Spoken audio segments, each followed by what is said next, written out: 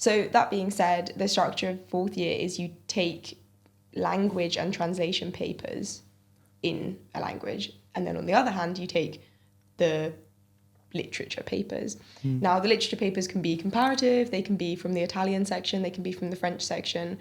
That's kind of its own thing. The language papers, you are encouraged to take basically one language. So personally in my fourth year, because I spent the second half of my year abroad working at a gallery amongst Italians, making Italian friends, spending all my time there, my Italian actually ended up getting kind of good. I also really liked it. So I came back from the third year. I did my oral exam in Italian, and then I took and I'm taking all my language papers in Italian.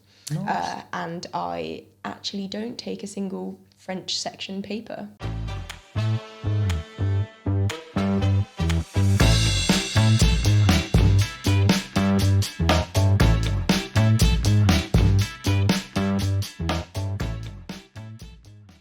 Hello everyone, welcome to Cambridge from the Inside.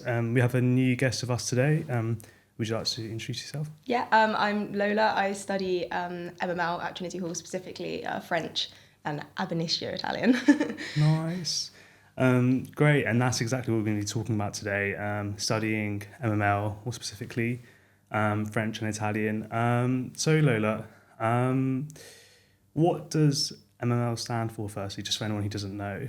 So it stands for Modern and Medieval Languages, which is just like the name of the course at Cambridge, because you specifically have the kind of choice to study both modern and like medieval versions of the language, as well as later on kind of specifying in some slightly different like iterations of the languages themselves. Nice. So how come you chose French and Italian? So the cool thing about the Cambridge degree is you can pick like one from scratch, which is what I did for Italian with ab initio. And I knew that I wanted to go into languages after studying French at A-level at college. And to be honest, like the baseline is I went to a college that didn't offer the ability to study other languages. So I took French at A-level, which I loved, realised I wanted to do languages at university, and then picked Italian from scratch because I mean there was just options of different languages to pick from ab initio level, and I thought that Italian had a really kind of complementary nature to French. I was really intrigued by it. I also thought if I was going to maybe go there for my year abroad, I liked that idea. So yeah, it was kind of random, but the right choice to make actually. Nice. And for any of the viewers who don't know, can you explain what ab initio means? Yeah, so it's about, like I said, taking a language from scratch, so never studying it before, so not needing an A-level, not needing AS or GCSE or anything. So one language in Cambridge should be post A-level, and then the other language can just be like literally never studied before. So you start learning it in first term of like first year, and then you kind of carry on. Nice. And how do like the students find like the ab initio subjects in terms of like, I guess like from an outsider, learning a language from scratch sounds like a tough. It definitely is. I think you're correct in saying obviously it's tough, picking up a language is hard. I think at the same time, having kind of studied one language at A-level, you're not completely learning kind of language or language structure from scratch. There's also the option in Cambridge to take languages like Russian and stuff like this. So that is a very different experience. You know, me taking French and Italian, I could definitely apply what I know from French, kind of the grammatical kind of structures and of like a Romance language, and apply it to this.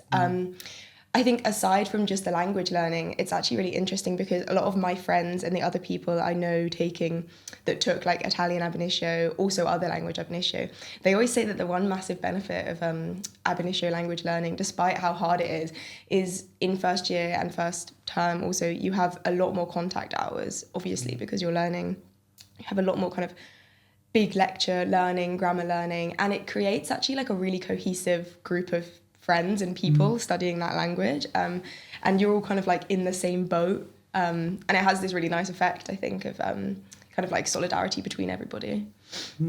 Nice. And do you know what other ab initio languages students can take outside of Italian? Yes, I'm pretty sure, don't hold me to it, but I'm pretty sure it is all languages, like apart from French. So that is like Spanish, German, Italian, Russian. Yes, I'm pretty sure. Yeah. Especially in kind of like your main degree, that's what you can take. But there's also Portuguese. But there's also the ability to actually pick up another language like later on to then make your MML degree like 3 languages. Oh, really? Yeah. Can you expand a bit more? So I knew a few people that did it. It's in second year. Okay. You can pick in. So the course begins to basically open out, and you can pick more papers. One of which can be a paper in a different language. So I know the options are like Polish, modern Greek, Portuguese, and you can pick these up alongside, and you can either carry them on or drop them after second year. Wow, 3 languages. Yeah, it's pretty crazy. What can you expand a bit more about what the course structure is like, and is there much like module flexibility for students? Yeah. So I think like there definitely is. I think in first year it's a bit more regimented, quite like a lot of courses in Cambridge, because they want to kind of ease you in and they need to kind of make sure you know some of the basics. And this is actually where the medieval part of the languages comes in first year. You actually kind of need to take a medieval sort of module in your like language and then study that language, because ultimately like the medieval version of your language is a completely different language, just like medieval English is kind of so different to modern English. So there's that kind of like you need to take. There's a few other papers like language papers, the kind of basic literature papers and things like this. I think in first year, it's definitely much more of a consolidation and like needing you to kind of get the basics down and a bit of breadth over like depth. And then in second year, you can definitely kind of choose what it was that you liked or you maybe excelled in or you want to learn more about. And you can kind of choose your papers and like vary them so much as, picking up another language or whatever. Nice. And like, what's like a typical day for like an MML student look like? And like, what different ways do you get taught, and are you in the library, the lectures, etc.? Mm-hmm. So I'm now a 4th year student, so it varies definitely like a lot every year. Yeah. But I do think that like most of all MML does have a decent amount of kind of contact hours. I think it has a nice balance. It's definitely got all the versions of kind of teaching. So you've got lectures, you've got supervisions, you've got seminars. The unique thing about languages is you do have the more grammatical and like translation side of your languages in your degree that you do have to do, and then you also have the second side, which is kind of more literature, culture. You choose film, art, all of this kind of that other side of your degree. So the language learning is kind of, it tends to be in smaller groups. It has a few more kind of contact hours in like lecture fashion, but also in classes, just like recalling what you do in A-level, like translation classes and like working on grammar points. And then you have like larger lectures based on kind of the cultural papers that you do. But yeah, no, typical day kind of tends to be 1 or 2 contact hours, like peppered about the day, maybe a supervision, maybe a lecture, and then kind of the library working on things. Like for me, it's like working on dissertations and things like this. Nice. Because I know each course is different on this regard. For MML, like, what's the difference between a seminar and a supervision, or like a class and a supervision? Yeah, and it can definitely vary also between papers and different like sections. So a seminar just tends to be on a supervision tends to be on an essay that you have like written, and then it's honestly can vary from like 1 to 3 people, I'd say, with an academic like your supervisor talking about the topic that you wrote about. And a seminar can often be based off of some reading that you might have got set in a smaller class. So that can vary, I don't know, depending on the paper you take, how popular it is, maybe like 5 to 15 people.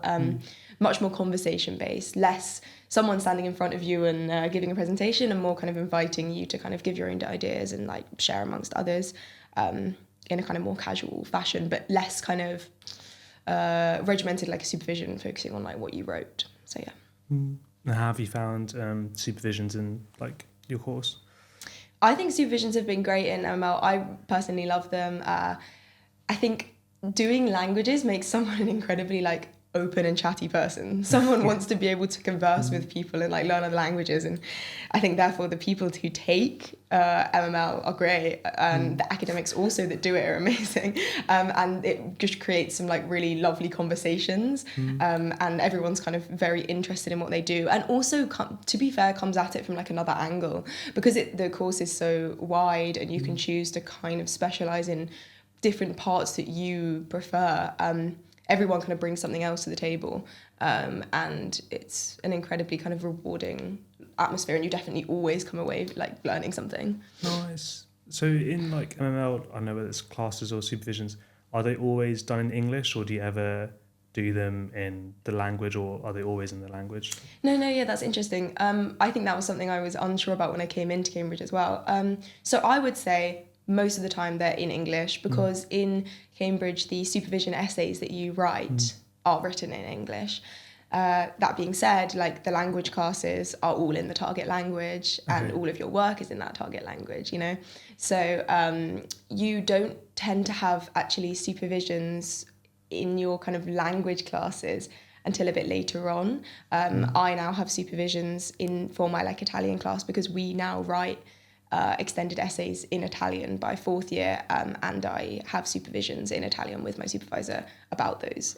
So it kind of changes a lot throughout the years, and like obviously the more secure you get in your language, the later it is. But most of the normal supervisions are all in English, writing in English, things like this. But because everyone understands the language, sometimes the supervisor the reading you've done is in French or Italian, therefore some of the quotes you made are in French and Italian, the films and the books and everything. So yes, it's in English, but at the same time, you're kind of spending the whole time swapping between the two, because but it's kind of quite symbiotic in that sense. That sounds really cool as well, to be able to, without even noticing, switch between the two. Yeah, I guess it is. You just don't really notice. You're like kind of quoting the things, but you don't really clock that it's actually in that language. Sounds also really cool that by the fourth year you're writing like extended essays in Italian, given that you started from scratch. Yeah. No, it's definitely a very kind of rewarding, but kind of also crazy whirlwind process. I think you kind of get there before you know it. But also, you know, a lot of hard work goes into that. And it's kind of, an ab initio subject is rewarding, but, you know, if you don't put in the work kind of early on, it's definitely harder. No, for sure. Is it the course that gets students up to that level, or is it like the amount of independent work? So I think the one thing to note is that ab initio students come in with no level, and then Cambridge kind of wants them to be at post A level or degree level point by like second year. Okay. Ideally, that's the aim. So the intensity with which kind of you have classes, and I remember vocabulary learning, because this is a massive part of learning a language if you don't know. I remember like hundreds and hundreds of words being kind of like given to us and being like, look, like, this is crazy, but this is the best thing you can do for your language learning, like learn all of these words. And, you know, my teacher Claudia, like, she's definitely right. I mean, not necessarily did everyone do all of them, but like it's definitely beneficial. So I think it's definitely a mix of, you know, your teachers reminding you that you need to do this much work, or kind of reminding you that you need to get here, and giving you the grounding that you need in like the grammatical structures and speaking and all of this. But yeah, that being said, you have to put in the independent work, and there's a lot of back in first year and second year as well, I remember there was quite a lot of like progress tests, not in the kind of incredibly formal sense, but for your own understanding, of your like teacher's understanding, knowing like where you've got with your language learning, and knowing like what you need to kind of focus on and kind of tidy up basically, and that's quite helpful. Nice. So for anyone who's like watching, who's like either doing a language A level or are learning a language, like like what advice would you have, and like how did you, specifically with those vocab, like how did you go about learning those words? Yeah, I am a massive advocate. I think it really depends what type of like learner you are. I think it's a very true thing, like you learn in different ways. I'm quite like a a visual learner. I I do actually really enjoy like flashcards. I'm a massive advocate for Quizlet. I think it's great. Nice. I think that learning this way is really helpful, like writing things down. I like to also kind of put things around my room and like, you know, stuff like this. I like kind of visual reminders and ideas. Also, then you just need to kind of put it into practice. I think once you learn your best way of kind of learning, you can definitely apply that. And I think once you've done also a language A level, you kind of know what works for you. But yeah, definitely don't get like overwhelmed by the volume of it, but you kind of just have to start. Nice. So for prospective students who are like watching this, and who are like unsure of like what students, like what their aim is of if you're studying a language at university, is like the MML course there for students to become fluent at a language, or do you? Is there other things to do with the course, if you see what I mean? Yeah, I think because of the different paths you can take down MML, I think that I always tell people when I study languages, I don't just study languages, I study everything that comes with it. So I study like the literature and the culture and the film and art that is alongside that, and that's down to choice and personal interest.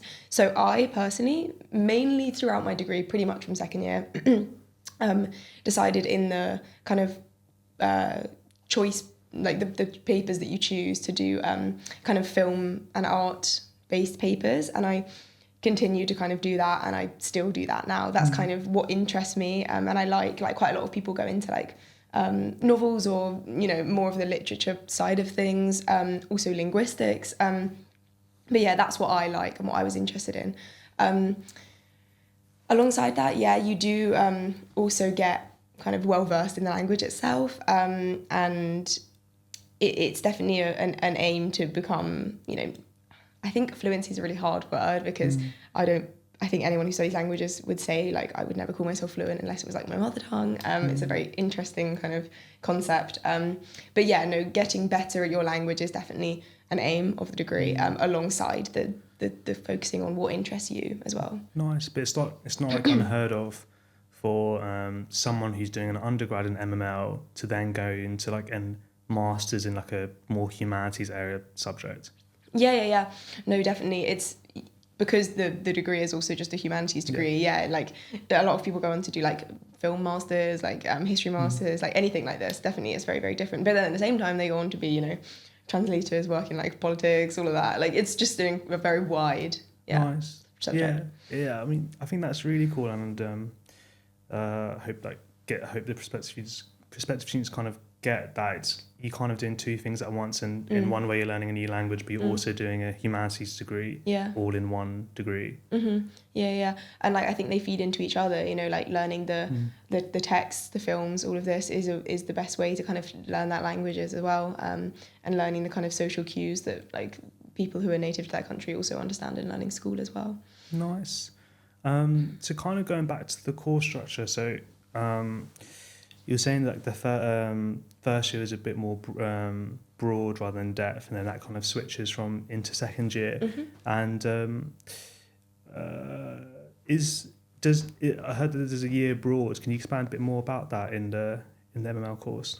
Yeah, so you kind of do first and you do your second year during which you kind of tend to narrow down your what you're passionate in and things like this, and then also during your second year you also become a bit of an organizer where you organize what you want to do in your third year, which is your year abroad. And to kind of summarize the year abroad really quickly, you basically can either spend the whole year in one place, you can spend the year in two places, and in each place you can either work, study, or teach. Nice. And then with that you kind of choose where you want to go, what you want to do, what the requirements are, all of this, and you have to like apply, get in touch and everything. So that's also going on in your second year, and then on your third year you go. Nice, yeah. And we were talking about this beforehand, I think, because you were saying how the year abroad is such a big topic and so many people are interested about what goes into it. We'll do like another podcast at a later date going into it in depth.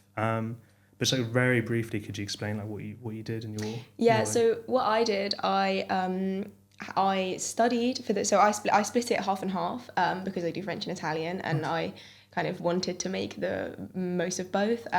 I for the first half, studied at Université Sorbonne Nouvelle in Paris. So I did like a semester of university. Then I, for the second half, worked for an organisation called Fondo Ambiente Italiano, which is the equivalent of the National Trust in Italy. And I worked at a site called like Villa Necchi Campiglio in Milano, which was like a museum heritage site art gallery. So I kind of got, in my opinion, got like the best of both worlds. I got to study and work. And yeah, I lived in two like major cities, Paris and Milan, which wasn't always necessarily the plan, but kind of, yeah, felt like that. Nice. That's really cool. It's also really cool. Like, you had a very distinct French and Italian accent, which I know, which shouldn't be surprising, but was also quite impressive. yeah, I think it just happened. Yeah, nice. The Paris and Milan, that is very cool. Year to have during your course, and think it sounds like a really good opportunity, the MML course, that if students haven't been able to travel, they're able to do that. So with the fourth year, which is what you're in now, like what kind of things does an ML student do, and like what are you doing? So in the fourth year, it just kind of, you come back to earth after your year abroad, and you just select papers again, ready for your exams that fall in Easter term of the end of fourth year. So you choose a few papers that you want to take, and then you basically, just like usual, kind of start studying for them, start having supervisions, essays, lectures, all of this. At the kind of unique thing about the fourth year, like post-year abroad, so on the year abroad, you also actually spend the time writing a kind of dissertation on your year abroad at the same time. Oh. It's short-ish, it's about 8,000 words. So you kind of have like Cambridge in the back of your mind still on the year abroad as you're like writing this dissertation. And that also actually contributes to your final grade. So that's kind of one part of the fourth year kind of out the way during the year abroad. And then the minute you come back from your year abroad, so back in October, we took our oral exams. So I took my exam in Italian, and I had it like, within like the first few, before term had even started of Michaelmas. Okay. I think it's done so that you can be as close to coming back from your year abroad like as possible, and also so that you can partially get out of the way, so you don't actually have to have kind of repeated language learnings or like oral supervision throughout your fourth year. So it's actually quite nice to get a few of those things out of the way. Then, you just do the papers normally. You can also choose to take one of those papers as a dissertation, which I did do, and I'm still doing. So you write a 10,000 word dissertation in place of one of your exams, which I'm spending my time basically doing at the moment. Nice. So that's 2 dissertations that ML students do, right? Kind of, yeah. The one on the year abroad is like kind of not so much a dissertation. It's also, you actually do I should have noted, you do your oral exam on the topic of your dissertation you spent the year writing. So yes, it is still marked. You do your oral exam on it. It is sort of a dissertation, but yeah, I guess you could say it's like a bit shorter. But yeah. Nice. And a bit more about like what modules you've chosen, like in your second year and your fourth year, like what things have you like specialised in? So in my second year, like I said, I took a lot of film papers. I became like really, really interested in film, and also I thought it was like a great way, specifically Italian and French film, like a great way to kind of learn the language and the culture and things like this. I got really like invested in visual arts. And so I took, like Italian film paper, and then I took the really cool thing that I love about MML that I continue to do is comparative papers exist. So these are papers that stretch across different language areas and different places. So I took a European film paper, which meant that I actually wasn't just studying French and Italian film, I was studying like literally all European films. So I studied like Swedish film, like Hungarian film, French, Spanish, Portuguese, all of this, and kind of the essays were comparative in nature, which I think really also prepares you for kind of dissertations and things like this. So that was kind of what I spent my second year doing. And then in fourth year now, I've taken a couple more film papers as well, but my dissertation is also now based on art. I think also specifically what was born out of my year abroad, especially in like Milan, working in a gallery and things like this. I got a real interest in art.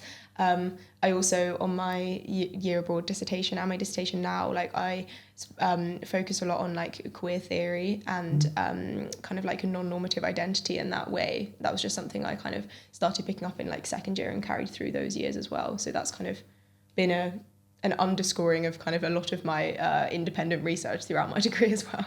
Wow, that sounds really cool. It's I hadn't realised that there was opportunities for the course to be so like visual art focused as well. Yeah. And then also quite like sound quite philosophical. With like what your diss is on, right? Yeah. Sort of. Yeah, it's like art and kind of like identity and things like this. Nice. And just out of curiosity, like language wise and like culturally, like what? This is quite a big question, but what? Like briefly, what are like the big differences would you say there is between like French and Italian? I think that's a hard question to answer.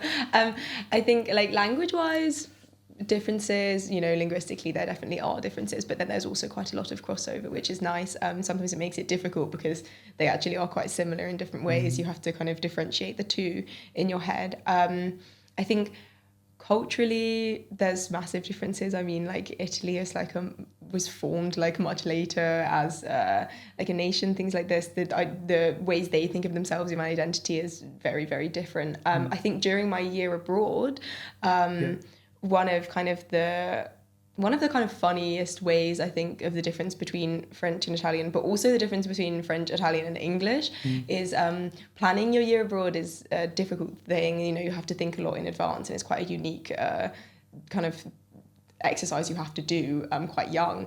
And I am a bit of a planner. I like to do things like that. And I remember kind of trying to get in touch with the place I wanted to work in Milan, and they were like, I emailed them, and I was like, I'd really, really like to come in around like February, and they were like, shoot me back an email, and they were like, it's way, way, way too early to be even asking about that. They were like, get back to me in the new like by like December of the net that year. I was like, oh, okay.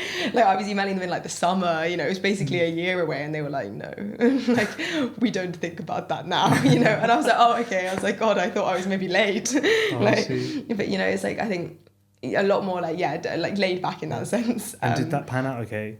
No, it all panned out fine, exactly, because I think it was just my assumption was I was just like overthinking, how kind of formal or how like important it was that, they were like, no, of course, but look, we don't think about that now, get back to us later, and I was like, oh, okay, fine. But yeah, I think that's an interesting difference there. No, yeah, that does sound interesting.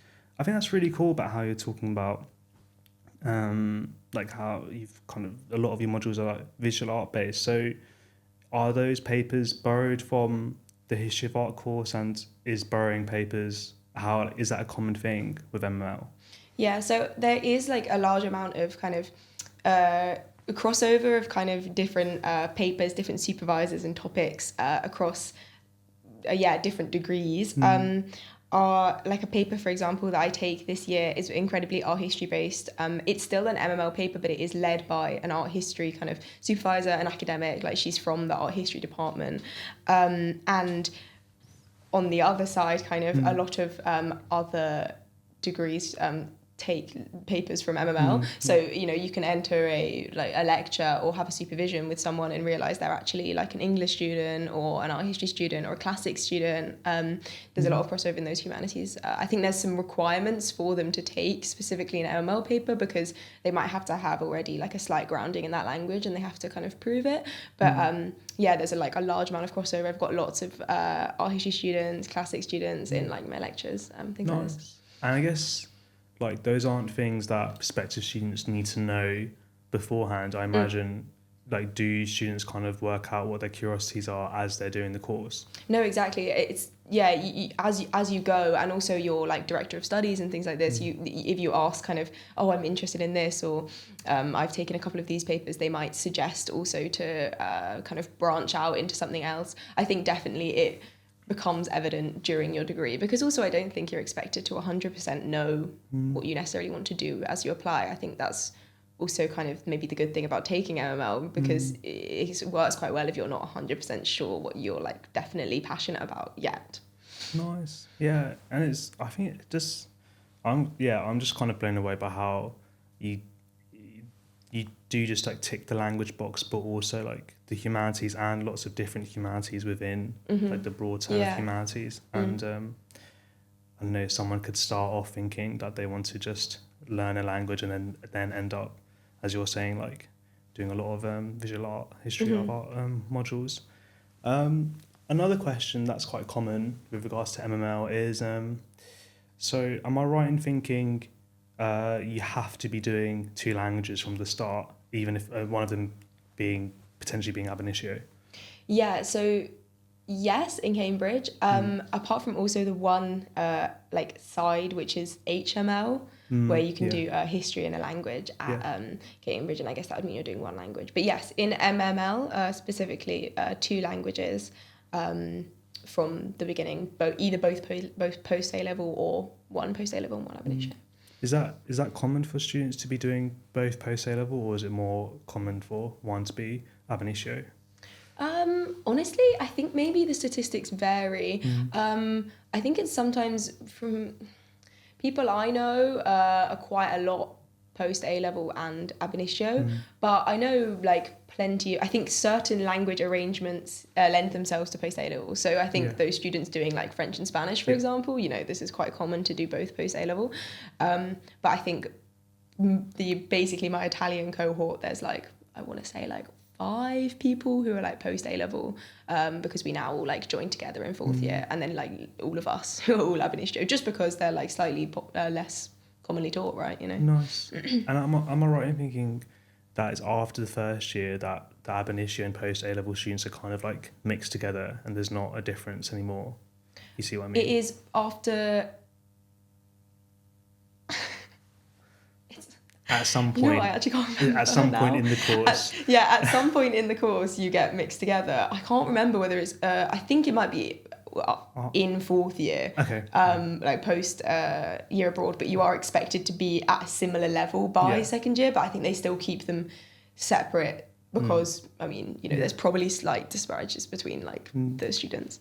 Yeah, but still cool that at some point you get to a point where you're in a class and no one knows which ones. Yeah, exactly. Yeah, which ones are ab initio, which ones are post A level, and so say if like I'm a first year ML student doing 2 languages, would I have to take all 2 of them, continue with both of them throughout the degree, or can I specialise in one of them? Yeah, so 1st year, 2nd year, yes. Year abroad, depending where you go, what you do. By 4th year, you actually, I wouldn't say have to, but you are very much encouraged to then focus on 1. So that being said, the structure of 4th year is you take language and translation papers in a language, and then on the other hand, you take the literature papers. Now, the literature papers can be comparative, they can be from the Italian section, they can be from the French section. That's kind of its own thing.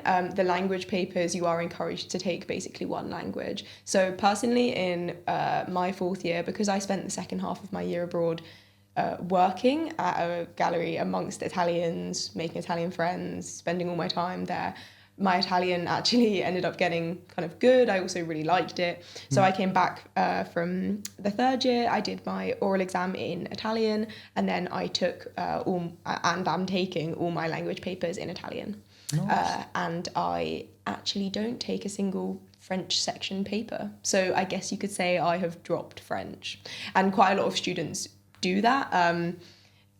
Quite a lot of students then call themselves the student of like 1 language, but I mean I did French for like 3 years, and if not and for longer before, so I don't think I've ever dropped French per se, but I do focus on Italian now, so it's a common question that you do end up narrowing your focus. That's also, I mean, it's just mind. I mean, I don't think someone can drop a subject that they did at least to A level as well. Yeah. And so it's kind of such a cool position to be in, that your main language is the one that you started from scratch. Yeah, I think it just came down. I think a lot of people say it's kind of surprising, but I think it also comes down to like whether you just enjoy it loads. And I also have to owe it a lot to kind of the teaching and the like Italian section in Cambridge. And I think it just really sparked like a passion, and like I really, really enjoyed the people and all of this. Yeah. Nice. Yeah, that's really cool. And a lot of students who are watching this will like be thinking that they have to make a choice between Oxford and Cambridge because you can only apply to one of the two in a given application year. Did you think about either university, and do you know much about how the courses are different between the two institutions? Yeah, so I actually didn't really consider applying to Oxford.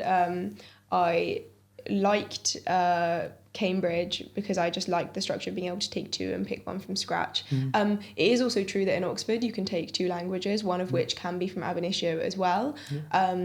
I think in Oxford I noted that you can't take Spanish ab initio, but I think in Cambridge you can. But in both universities you also can't take French ab initio. So there's like slight discrepancies between the two.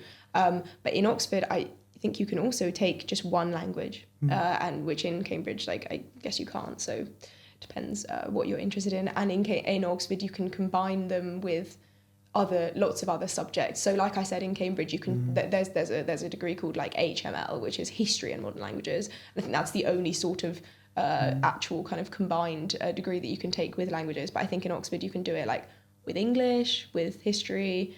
I don't actually know what else, but other things. Nice. And like, just out of curiosity, like, how come you never really considered Oxford? Honestly, I can't really explain. I think I had kind of a teacher who sort of helped with the applications to Oxbridge, because it's a confusing process in my college, and I think he just went to Cambridge, and I think therefore it just kind of, I was like, okay, fine, I'll apply to Cambridge, and then that just all came with it. Nice. I think once you've decided, you kind of have to decide, right? And to be fair, I think I maybe liked the idea of living in Cambridge more than Oxford. Nice, fair enough. That's interesting. And so in the last podcast we did in English, we talked a lot about translations. Just wanted to hear from your perspective, given that you're studying NNL. From your like experiences, like during the course, have you, like, I know most people when they're reading a book that's written in a different language, they only read the translation. But what differences have you noticed between like a text and a translated text and like its original form? Yeah, I think that's a really interesting question, and it's definitely something that's thought a lot about in the MML degree, and you do translation classes where you discuss kind of what the main differences are in like translations and translations that you do, how you can make them kind of the most authentic or whatever. So I think the main thing with translations is you have to note that why they always say, you know, such and such text, like Dante's Commedia translated by so and so, because really they are now the author, you know, that there's an authorship that's kind of taken over in translation, because a lot of, specifically if we take like the Commedia for example, there's such an opinion that you've taken from this language and what's written specifically in like poetry and everything. You are kind of placing your own self onto that text. I think, you know, literal translations can't convey what that is, so you do have to take some academic kind of freedom in writing your own example of a text.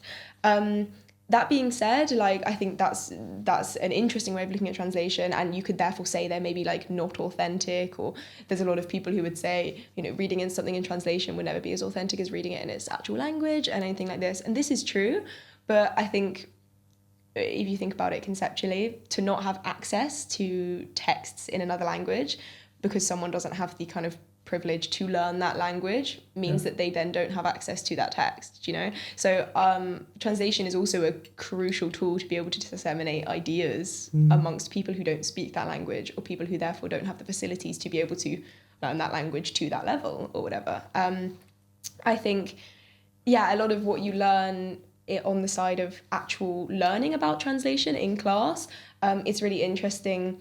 We often get asked to write kind of translator's notes, which involve you picking a portion of text and explaining why you took maybe a liberty with that kind of sentence, why you decided to translate it as such. An example would be, you know, if there was an idiom in a language that you then couldn't replicate in English, or an English idiom that can't be replicated in that language, you know, why you might have chosen to translate it as such, why you might have chosen to omit certain things.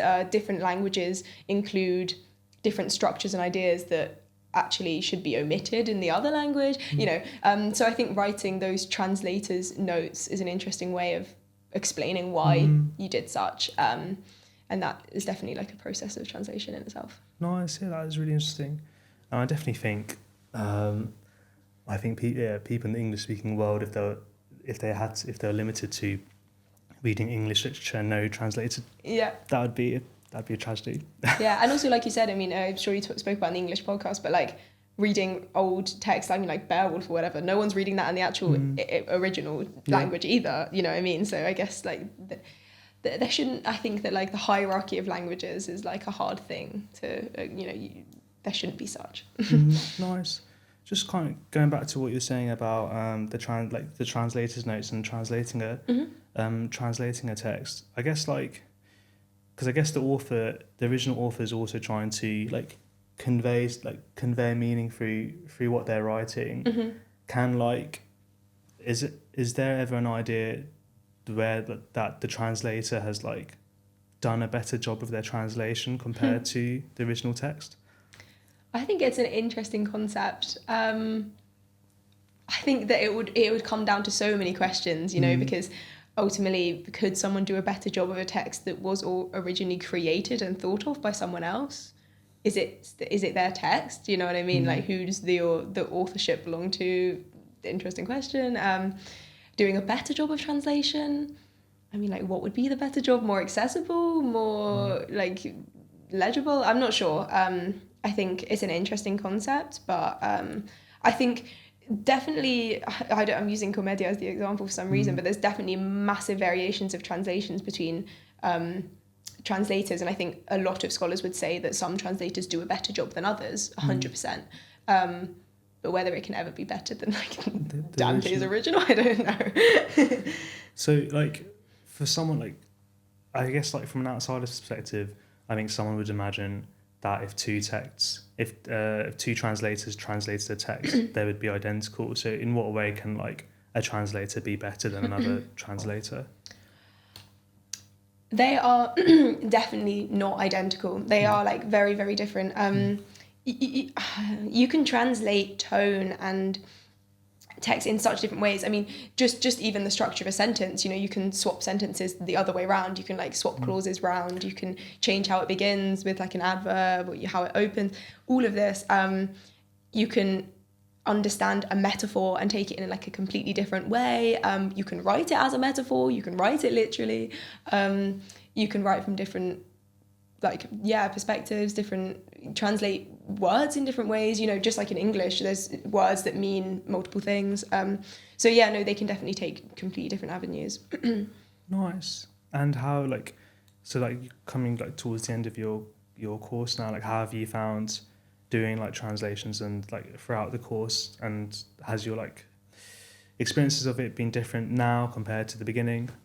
I think 100%. Translation is definitely something that I have studied, the whole way through. And I think now, as coming up to fourth year, it weirdly plays a role in life. I can't help but always kind of point out interesting translations when you're in different places.